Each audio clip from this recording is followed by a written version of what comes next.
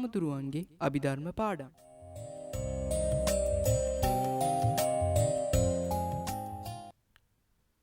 තෙරුවන් සරණයි ආයුබෝවන්.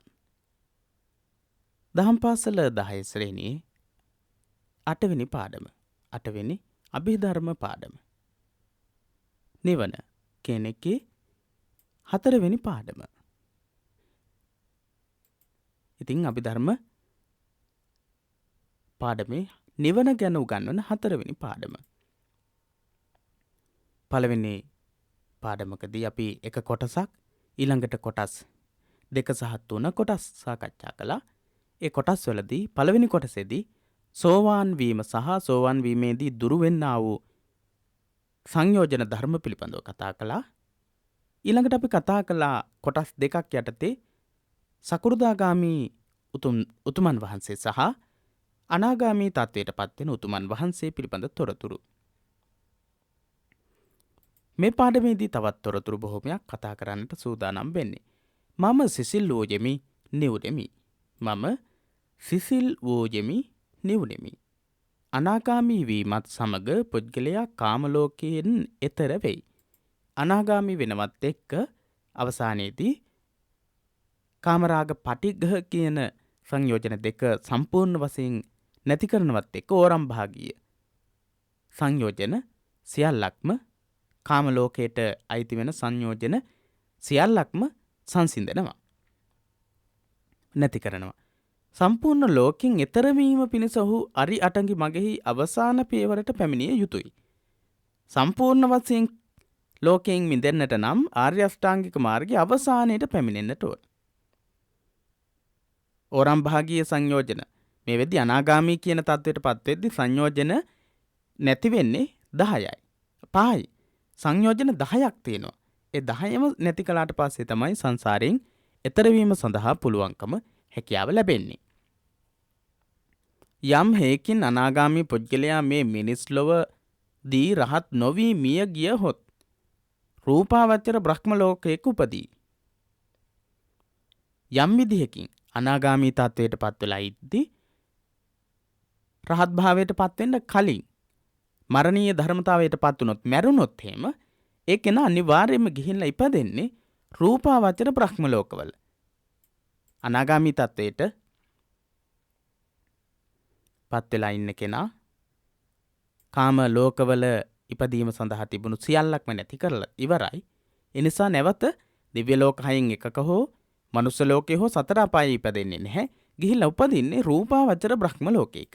අනාගාමී වෙලා ඉඳලා රහත් භාවයට පත් නොවි මරණයට පත් වුණොත් තමයි රූපාවචර බ්‍රහ්ම ලෝකයක ගිහිල්ලා ඉපදෙන්නේ.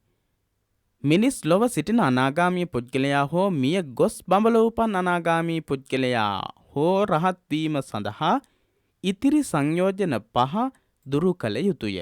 මිනිස් ලොව සිටින අනාගාමී පුද්ගලයා හරි මිය ගිහිල්ලා බඹලව බ්‍රහ්ම ලෝකේ අනාගාමී වෙලා ඉන්න කෙනා හෝ රහත් වීම සඳහා ඉතිරි සංයෝජන 5 දුරු කරන්නට ඕන.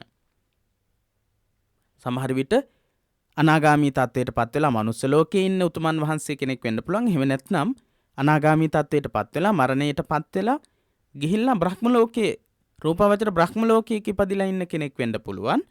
අනාගාමී තත්වයට පත් වෙලා එතනින් එහාට රහත් භාවයට යන්න නම් දුරු කළ යුතු සංයෝජන ධර්ම 5ක් තියෙනවා.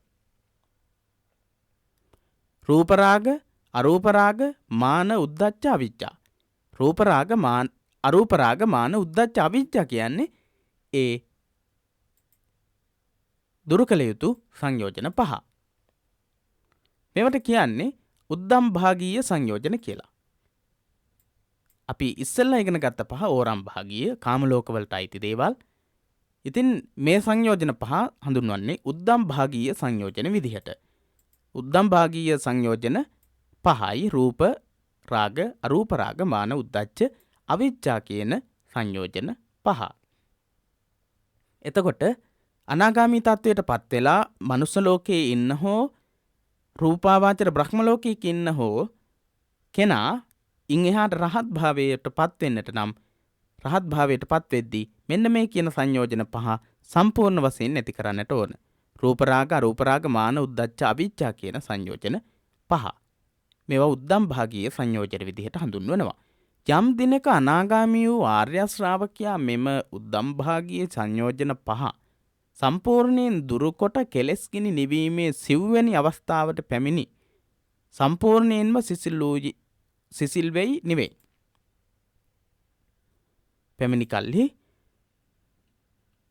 පැමිණි කල්හි යම් දිනක යම් දවසක අනාගාමී වූ ආර්ය ශ්‍රාවකයා මේ කියන උද්දම් භාගීය සංයෝජන පහ සම්පූර්ණයෙන් දුරු කරලා කෙලෙස් ගිනි නිවීමේ සිව්වැනි අවස්ථාවට පැමිණි කල්හි සම්පූර්ණයෙන්ම සිසිල් තත්වයට පත්වෙනවා. කෙලෙස් ගිනි නිවීමේ සිව්වැනි අවස්ථාව මොකක්ද? සෝවාන් සකෘදාගාමි අනාගාමි හතරවෙනි අවස්ථාව අරහත් තත්වයට පත්වෙනවා. අරහත් තත්වයට පත්වෙච්ච ගමන් කෙලෙස් සම්පූර්ණයෙන්ම සිසිල් වෙනවා. කෙලෙස් සම්පූර්ණම දුරු වෙලා සිසිල් තත්වයට සිසිලසට පත්වෙනවා. නිවීමට පත්වෙනවා.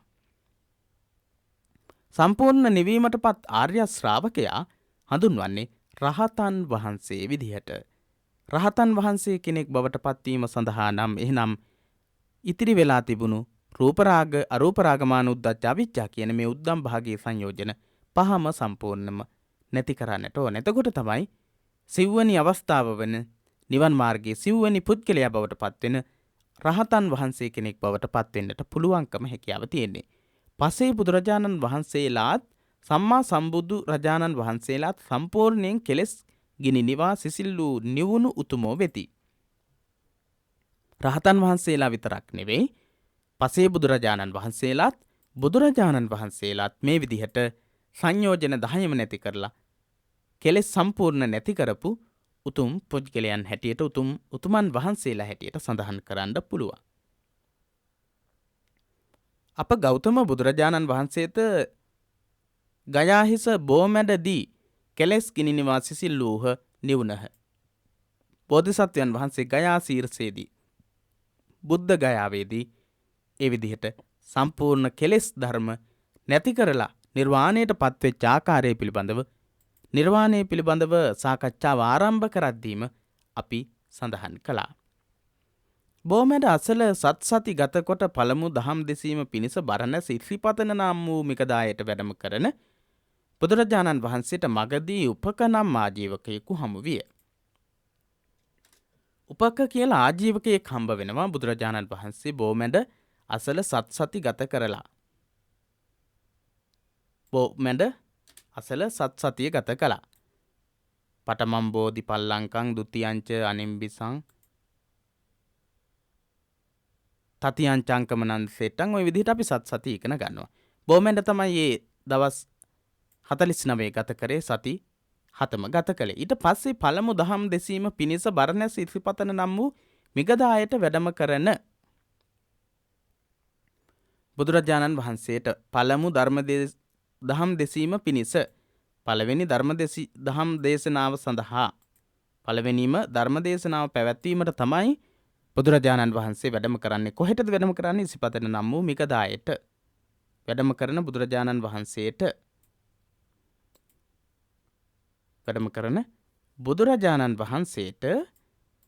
මගදී උපක නම් ආජීවකයෙකු හමු විය. මගදී හම්බ වෙනවා උපක කියන ආජීවකයා බුදුරජාණන් වහන්සේට මුණ ගැහෙනවා. උපක ආජීවකයා බුදුරජාණන් වහන්සේ දැක උන්වහන්සේගෙන් මෙසේ ඇසීය. උපක කියන ආජීවකයා බුදුරජාණන් වහන්සේ බරණැස ඉසිපතනයේ බලා වැඩම කරනවා ප්‍රථම ධර්ම දේශනාව පැවැත්වීම සඳහා. ඒ අවස්ථාවේදී උපක කියන ආජීවකයා හම්බ වෙනවා. ඒ හම්බ වෙච්ච වෙලාවේ මේ විදිහට ප්‍රශ්න කරනවා. ඔබ වහන්සේගේ ඉඳුරන් ඊටමත් පැහැපත්ය. සිරුරෙහි පැහැය පිරිසිදුය, නිර්මලය. ඔබ වහන්සේ කවරකු දෙසා පැවිදි වූසේක්ද? ඔබ වහන්සේගේ ගුරුවරයා කවුද? කවරෙකුගේ ධර්මයට ඔබ වහන්සේ කැමති වනසේක්ද? ඔය විදිහට ප්‍රශ්න කිහිපයක්ම අහනවා. ඔබ වහන්සේගේ ඉඳුරන් ඊටමත් පැහැපත්. සිරුරෙහි පැහැය පිරිසිදුයි, නිර්මලයි. ඔබ වහන්සේ කවරෙකු දෙසා පැවිදි වෙච්ච කෙනෙක්ද? ඔබ වහන්සේගේ ගුරුවරයා කවුද? කවරෙකුගේ ධර්මයට ඔබ වහන්සේ කැමති වනසේක්ද? ඒ විදිහට උපක ආජීවක ප්‍රශ්න කිහිපයක් ඇහුවා. මුලින්ම කිව්වා ඔබ වහන්සේගේ ඉඳුරන් ඊටමත් පැහැපත්, සිරුරෙහි පැහැය පිරිසිදුයි නිර්මලයි. ඔබ වහන්සේ කවරකු උදෙසා පැවිදි වෙච්ච කෙනෙක්ද? ඔබ වහන්සේගේ ගුරුවරයා කවුද? කවරකුගේ ධර්මයට ඔබ වහන්සේ කැමති වෙනවද කියලත් ප්‍රශ්නයක් අහනවා.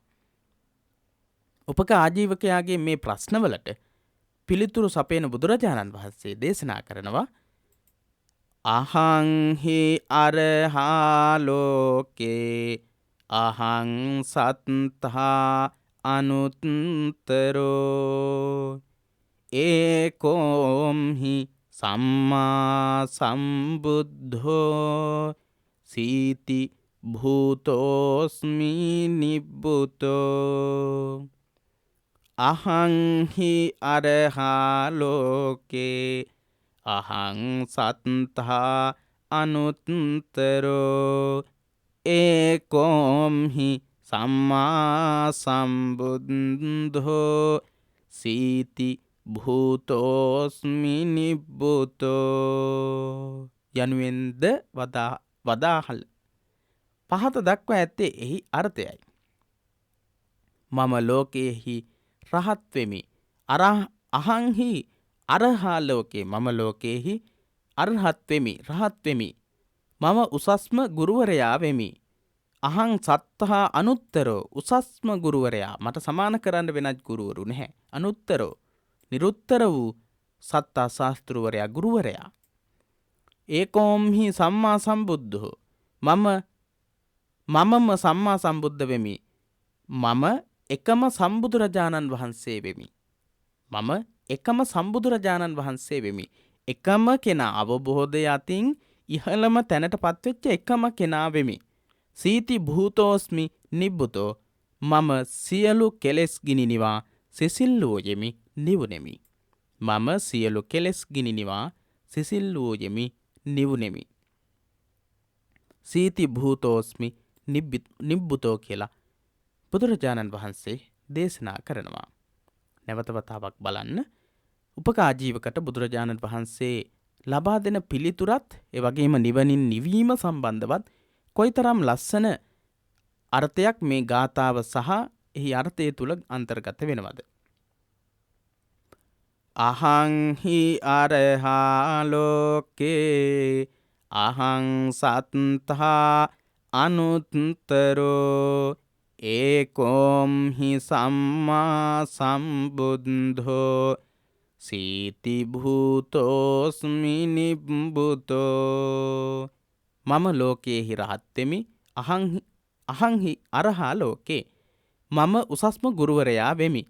අහං සත්තා අනුත්තරෝ මමම සම්මා සම්බුද්ධ වෙමි. ඒකෝම්හි සම්මා සම්බුද්ධෝ මමම එකම බුදුරජාණන් වහන්සේ වෙමි. මම සියලු කෙලෙස් ගිනිනිවා සිසිල්ලෝයෙමි නිවුනෙමි. සීති භූතෝස්මි නිබ්බුතෝ සීති භූතෝස්මි නිවුනෙමි සිසිල්ලෝයෙමි නිබ්බුතෝ නිවුනමි. වැදගත් කරුණු රූප ලෝක අරූප ලෝක කොටසට උද්දම් භාග යන නම් යෙදේ.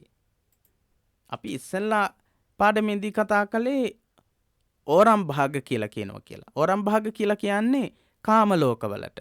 එහෙනම් රූප ලෝක සහ අරූප ලෝකවලට කියනවා උද්දම් භාග කියලා. උද්දම් භාග කියලා කියන්නේ රූප සහ අරූප ලෝකවලට. උද්දම් භාගයට අයත් සංයෝජන උද්දම් භාගයේ සංයෝජන නම් වේ. රූප ලෝකයට සහ අරූප ලෝකයට අයත් වෙන සංයෝජන වලට කියනවා උද්දම් භාග සංයෝජන කියලා. උද්දම් භාගීය සංයෝජන අපි ඉගෙන ගත්තා මීට කලින්. රූප රාග රූප ලෝක පිළිබඳව රූපාවචර බ්‍රහ්ම ලෝක පිළිබඳව ඇතිවෙන්නා වූ රාගය. අරූප රාග කියලා කියන්නේ අරූපාවචර බ්‍රහ්ම ලෝක පිළිබඳව ඇතිවෙන්නා වූ රාගය. ඊට පස්සේ ඒ රූපාවචර අරූපාවචර බ්‍රහ්ම ලෝකවලදී මානය උද්දච්ච අවිජ්ජා කියන තත්වයන් ඇති වෙන්න පුළුවන්. මාන උද්දච්ච අවිජ්ජා කියන මේ සංයෝජන ධර්ම ඇති වෙන්න පුළුවන්කම තියෙනවා. ඉතින් ඒවත් නැති කලාම තමයි නිර්වාණයටපත් වෙන්න පුළුවන්කම තියෙන්නේ. උද්දම් භාගීය ඕරම් භාගීය සංයෝජන විදිහට උද්දම් භාගීය සංයෝජන විදිහට මේ සංයෝජන පහ තමයි අපිට ඉගෙන ගන්නට තියෙන. රූප ලෝක සහ අරූප ලෝක කියන දෙකට පොදු වෙන ඒ කොටස් දෙකට අයිති වෙන සංයෝජන පහ තමයි උද්දම් භාගීය සංයෝජන කියලා කියන්නේ. උද්දම් භාගයේ සංයෝජන නැති කිරීමෙන් රූප ලෝක අරූප ලෝක වලින්ද ඊතරව සම්පූර්ණ ලෝකෙන් ඊතර වීමට පුළුවන්. සම්පූර්ණ ලෝකෙන් ඊතර වුණා කියන එක තමයි ලෝක උත්තර ලෝකෙන් ඊතර වුණා කියන අර්ථය. එහෙනම් නිවනට පැමිණුණා නිර්වාණය අවබෝධ කරගත්තා කියන අර්ථය තමයි ලෝකෝත්තර කියන එකේ තියෙන්නේ. උද්දම් භාගය කියලා කියන්නේ රූප ලෝක අරූප ලෝක කියන දෙකට අයත් වෙන්නා වූ ක්ලේශයන් බැමි සංයෝජන. ඒ සංයෝජන සම්පූර්ණ නැති කළාම ලෝකෝත්තර කියන தത്വයට තමන්ගේ හිතපත් කරගන්න පුළුවන්කම තියෙනවා. රහතන් වහන්සේ කෙනෙක් බවට පත් වෙනවා. අභ්‍යාස පහත සඳහන් වගුව ඔබේ අභ්‍යාස පොතෙහි සටහන් කර සුදුසු වචන වලින් හිස් තැන් පුරවන්න. පහත සඳහන් වගුව ඔබේ අභ්‍යාස පොතෙහි සටහන් කර සුදුසු වචන වලින් හිස් තැන් පුරවන්න. ඕරම් භාගීය කාම ලෝකයට අයත් සංයෝජන 5. සක්කාය දිට්ඨි, විචිකිච්ඡා, සීලබ්බත පරාමාස. ඊළඟ දෙක මම කියන්නේ නැහැ. තුනී කිරීමෙන් සම්පූර්ණයෙන් නැති කිරීමෙන් මේ කියන තුන සක්කාය දිට්ඨි, විචිකිච්ඡා, සීලබ්බත පරාමාස කියන මේ තුන සම්පූර්ණ නැති කිරීමෙන් සෝවාන් බවට පත්ව නරක තිරිසන් ප්‍රේත අසුර යන සතර අපායෙන් සම්පූර්ණයෙන් මිදෙයි. කාම භවයට සත්වරකට සීමා කරයි. කාම භවය සත්වරකට සීමා කරනවා. සක්කාය දිට්ඨි, විචිකිච්ඡා, සීලබ්බත පරාමාස කියන මේ බන්ධන දස සංයෝජන වලින් තුන පළවෙනිම තුන නැති කිරී සම්පූර්ණයෙන් නැති කළාම සෝවාන් තත්වයට පත් වෙන්නේ නරක තිරිසන් ප්‍රේත අසුර කියන සතර අපායන් සහ කාම ලෝක සියල්ලෙන්ම නිදහස් වෙනවා. මිදෙනවා. සම්පූර්ණයෙන් මිදෙනවා කාම භවය තුල. ඔව්. නරක තිරිසන් ප්‍රේත අසුර කියන සතර මහා අපායන් මිදෙනවා කාම ලෝකයේ තුල 7 වරක් පමණක් ඉපදෙන්න පුළුවන්. ඊට පස්සේ කාමරාග පටිග කියන දෙක තුනී කිරීමෙන් සකෘදාගාමී බවට පත් වෙලා ලොව ඉපදීම එක් වරකට සීමා කරනවා. මිනිස් ලෝකේ ඉපදීම එක් වරකට සීමා කරනවා. ඊළඟට කාමරාග පටිග කියන මේවා සම්පූර්ණ නැති කිරීමෙන් අනාගාමී බවට පත් වෙලා මිනිස් ලෝකේ හා සදෙව් ලොව ඉපදීමෙන් මිදෙනවා. මිනිස් ලෝකයේ සහ සදෙව් ලෝකයේ මේ වෙද්දි මෙතනදී සකෘදාගාමි සෝවාන් වෙද්දි සතර අපායෙන් මිදෙනවා. ඊට පස්සේ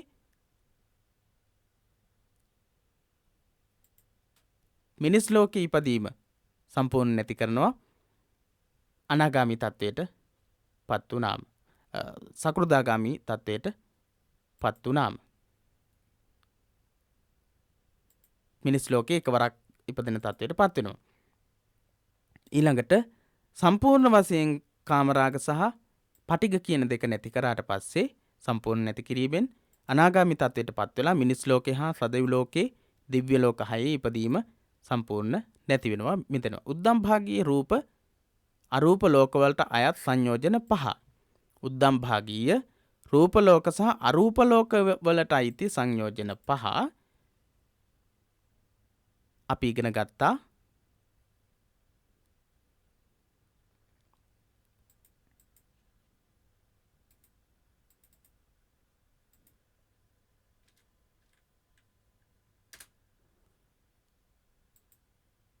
අපි ඒ සංයෝජන 5 ඉගෙන ගත්තා. ඒ සංයෝජන 5 තමයි මේ මෙතනදී අපි ඉගෙනගෙන තියෙන්නේ. රූප රාග, අරූප රාග, මාන, උද්ධච්ච, අවිජ්ජා. ඒ 5 රූප රාග, අරූප රාග, මාන, උද්ධච්ච, අවිජ්ජා කියන 5 නිවැරදි විදිහට යොදන්න ඕන. රූප රාග, අරූප රාග, මාන, උද්ධච්ච, අවිජ්ජා. රූප රාග, අරූප රාග, මාන, උද්ධච්ච, අවිජ්ජා කියන මේ 5 සම්පූර්ණයෙන් නැති කිරීමෙන් රහත් බවට පත් වෙනවා. රූප ලෝකයෙන් හා අරූප ලෝකයෙන් මිදී ලෝකෝත්තර භාවයට ලෝකෝත්තරත්වයට අරහත්වයට පත්වෙනවා. මෙතනදී සම්පූර්ණ කළ යුතුයි රූපරාග අරූපරාග මාන උද්දච්ච අවිච්ඡා. රූපරාග අරූපරාග මාන උද්දච්ච අවිච්ඡා සම්පූර්ණ වශයෙන් නැති කරනවා. උද්දම් භාගීය සංයෝජන සියල්ලක්ම නැති කරනවා.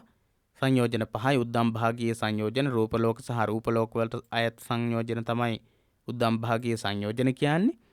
ඒ පහ සම්පූර්ණ නැති කිරීම තුළින් අරහත්වයට පත් වෙනවා. රූප ලෝකෙන් හා අරූප ලෝකෙන් මිදලා ලෝකෝත්තර තත්වයට පත් වෙනවා. රාගාදී කෙලෙස් කිනි නිවමින් පුද්ගලයා නිවි සැනසෙන අයුරු මෙම වගුවෙන් පැහැදිලි වනු ඇත. මේ වගුව තුලින් පැහැදිලි වෙනවා අපිට සංයෝජන ධර්ම සියල්ලක්ම නැති කරලා පුද්ගලයා නිවීමට සැනසීමට පත්වන්නා වූ ආකාරය පිළිබඳව. ඉතින් අපි ඒ සාකච්ඡා කළේ දහම් පාසල 10 වෙනි ශ්‍රේණිය 8 වෙනි අභිධර්ම පාඩම. අපි කතා කළේ නිවන පිළිබඳව අරහත්වයට පත්වීම සම්බන්ධව උද්දම් භාගීය සංයෝජන 5 රූපරාග අරූපරාග මාන උද්දච්ච අවිජ්ජා කියන සංයෝජන 5 රූප ලෝකයට අරූප ලෝකයට රූපවචර බ්‍රහ්ම ලෝක අරූපවචර බ්‍රහ්ම ලෝක වලට අයිති වෙන සංයෝජන 5 තමයි ඒ උද්දම් භාගීය සංයෝජන. ඒවා නැති කරලා ලෝකෝත්තරත්වයට පත්වීම සම්බන්ධව අපි කතා කළා. උපක ආජීවකයා ඉදිරියේ තමන් සිසිල් වෙච්ච ආකාරය තමන් නිවුණු ආකාරය බුදුරජාණන් වහන්සේ දේශනා කරන ආකාරයත් ඒ ගාථා පාඨය තුලින් අපි ඉගෙන ගත්තා. එසේනම් ඊළඟ පාඩමින් තවත් කරුණු සාකච්ඡා කරන්නට තියෙනවා. තවත් පාඩම් දෙකක් අපිට අභිධර්මයේ පිළිබඳව සාකච්ඡා කරන්නට තියෙනවා. එසේනම් ඒ පාඩමින් හමු වීමේ බලාපොරොත්තුවෙන් අපි මේ පාඩමින් සමුගමු. ඔබට තෙරුවන් සරණ ප්‍රාර්ථනා කරනවා.